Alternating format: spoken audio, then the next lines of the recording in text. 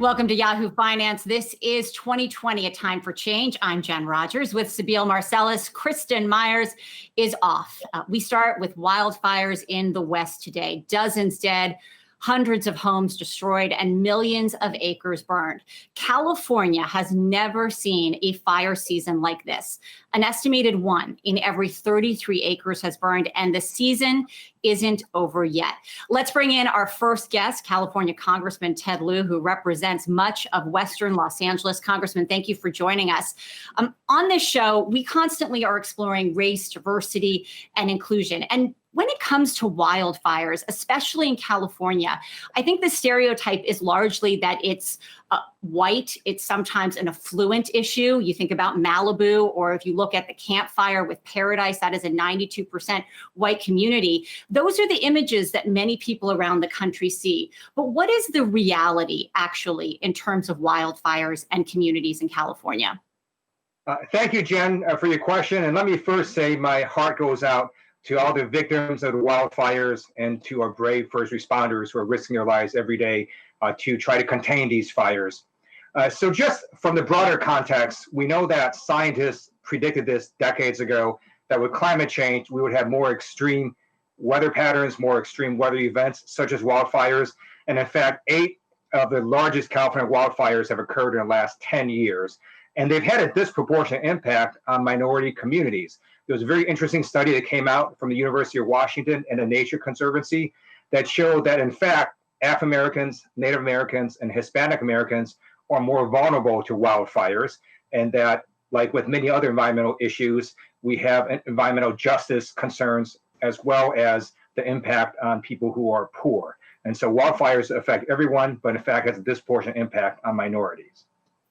We're actually going to have one of the authors of the study on later. And in that report, one of the parts that I found interesting is it's not just the area that you live in that makes possibly a community more vulnerable. It also goes to the rebuilding in terms of insurance, or maybe you're a renter, so you can't qualify for some aid that a homeowner would.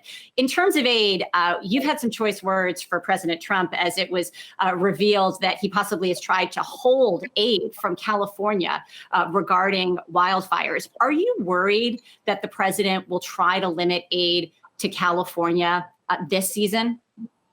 I absolutely am. And this is a pattern with the president where he divides America into red states and blue states. In fact, he just recently said essentially that if you get COVID in a blue state, it really doesn't matter. And he suggested that if you took blue states out of the equation, then America would have much better COVID rates.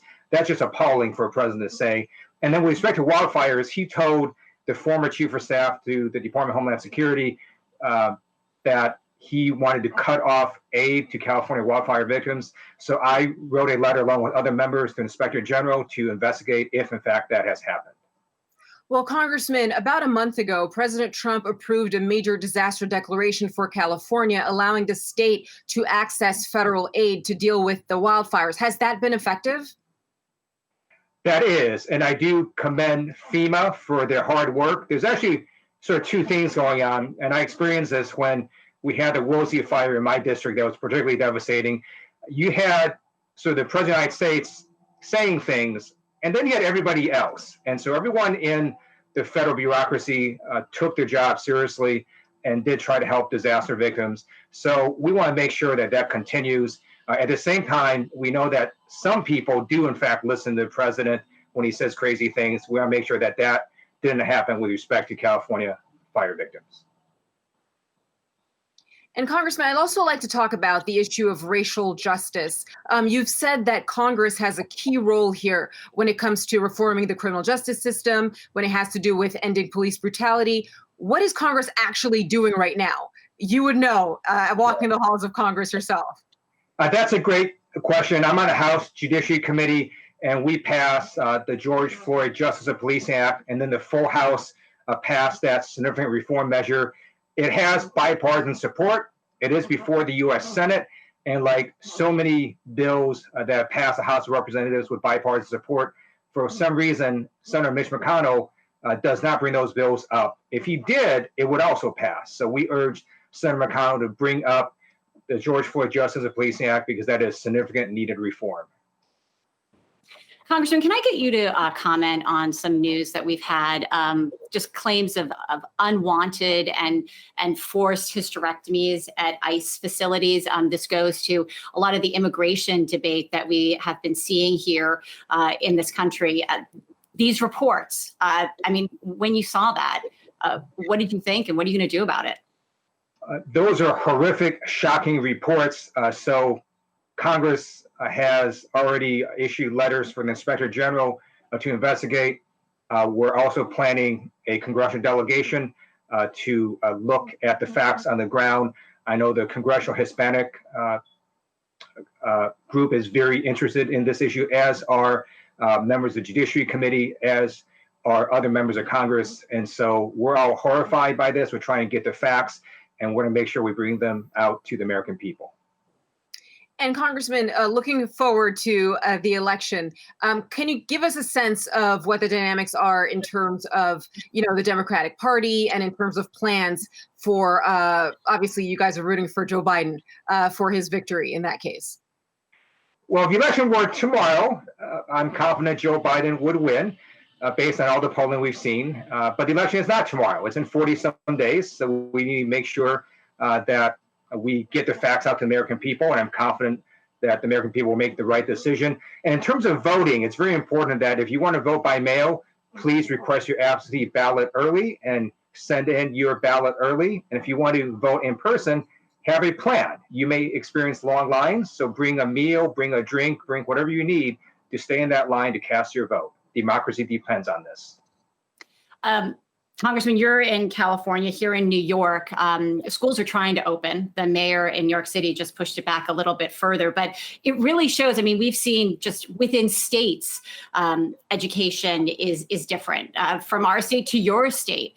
How concerned are you about children falling behind this year in schools that are not able to open, and in some of those schools where kids need to be going to school more than anybody else? Many countries have suppressed the virus successfully. America has not. That's largely due to the ineptness of the Trump administration and just the outright lying by Donald Trump. Had he done his job, we wouldn't be in this situation. But here we are. And so the best way to get people back into schools is to make sure everyone wears a mask, does social distancing, and washes their hands frequently. We've got to suppress this virus. My wife happens to be on the Torrance School Board. They are trying to physically reopen schools. We all agree that is a worthy goal, but you have to do that safely. And so while we're trying to open schools physically, we can't do it in areas where there are high transmission rates of the virus. So the first thing we have to do is get this virus under control. Representative Ted Lieu of California, thank you so much for joining us. And as you said at the beginning, our hearts go out to all those in the West battling these wildfires. Thank you so much for joining us to discuss that and so much more. Thank you. Coming up, much more on environmental justice issues tied to wildfires raging in the West. We're going to talk about that Nature Conservancy study coming up in just 2 minutes.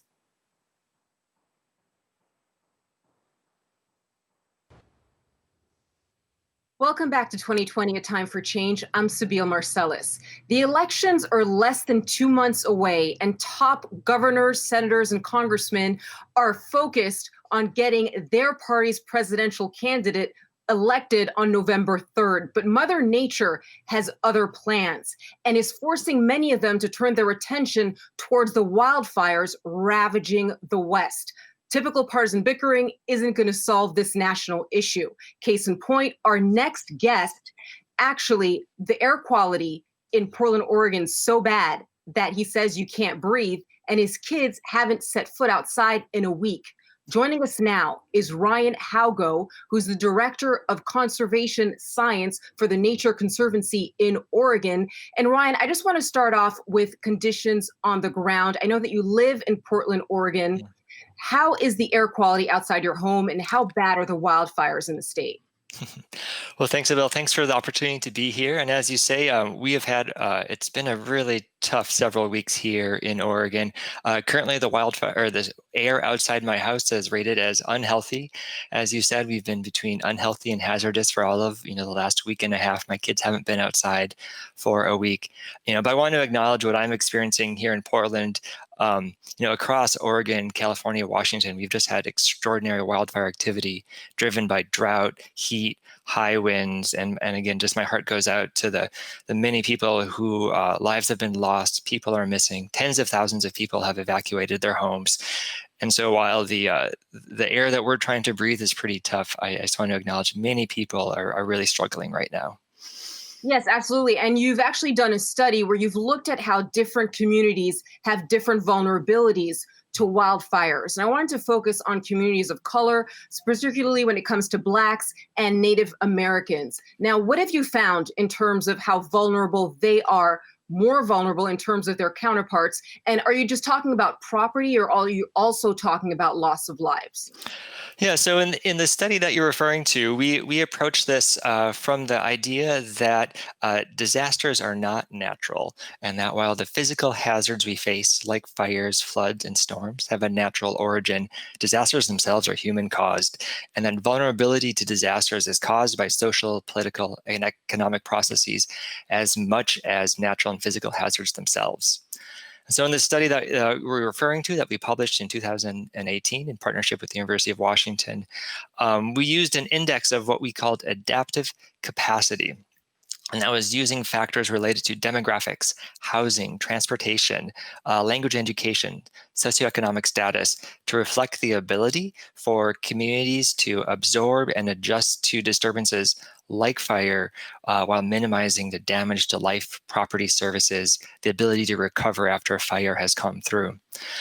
And what we found is when we looked at this vulnerability across the United States, this was a national study, more than 29 million Americans, many of whom who are white and economically secure, live in areas that have significant potential for extreme wildfires. But within that, there are more than 12 million people who are considered socially vulnerable to wildfires.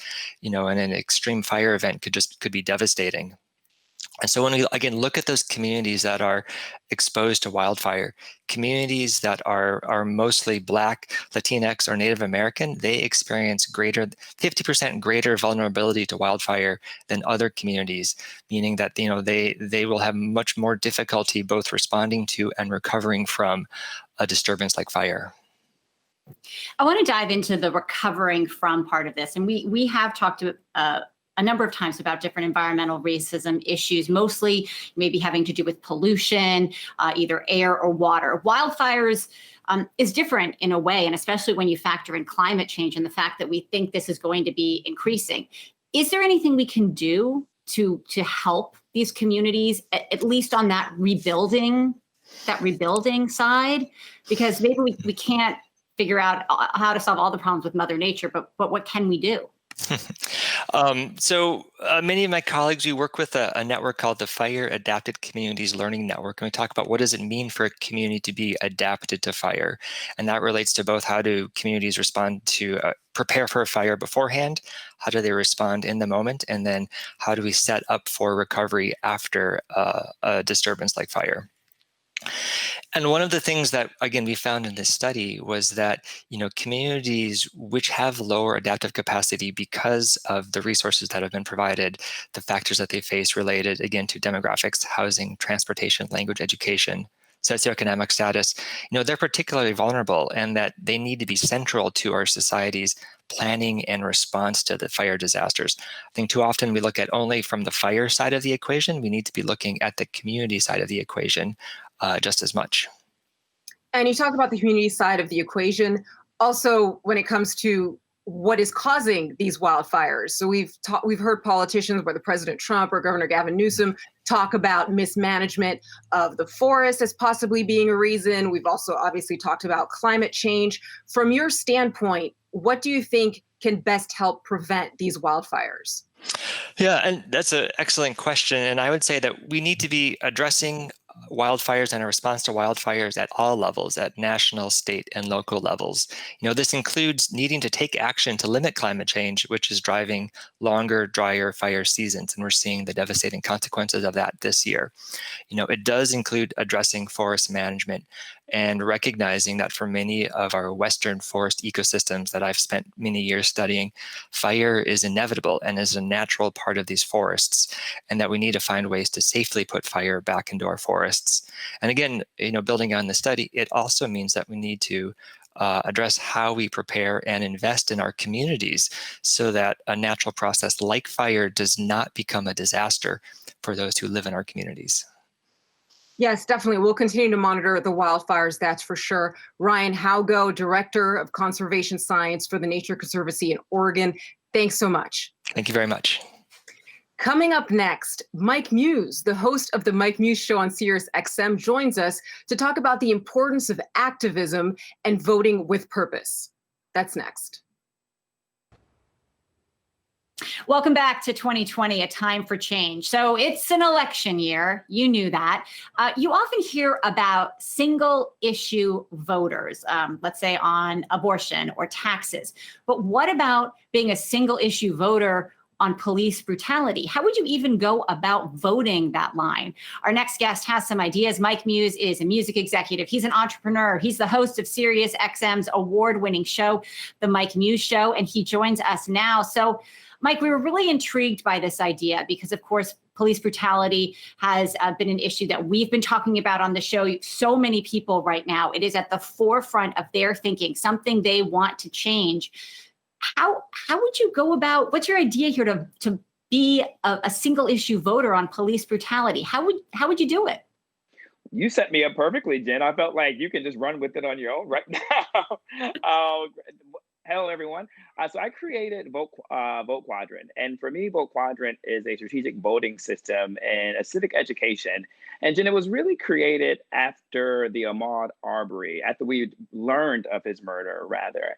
And I felt like I didn't want to do another protest, another hashtag. I felt like we were just going in circles around it. And I felt like the reason why we weren't seeing any justice at the hands of the police officers who murder Black people was they never saw themselves fingerprinted. They never saw their mugshots, Jen. They never saw themselves in front of a grand jury, in front of a courtroom. They never saw themselves getting sentenced before a judge for 25 years to life. And so there is no reason for them to pause on that trigger. The goal for me was to get them to pause on the trigger. And then I asked myself, who in public office is responsible for making that system happen? And I was like, well, the mayor, the police chief who was appointed, the DA, and the judge. And I was like, that's a quadrant. I put my engineering hat on. I said, I'm gonna create this system called Vote Quadrant. And I believe that is how we actually can stop police brutality, stop the police from pulling the trigger, and actually bring possible justice to bear. Because I've been saying that we've been misstating it for so long. We've been telling all those individuals who are protesting on the streets, who are so upset, to just vote. But Jen, voting for your senator doesn't convene a grand jury. Voting for your House representative, the House representative isn't going to try the case. You guys had Ted Lieu on just now.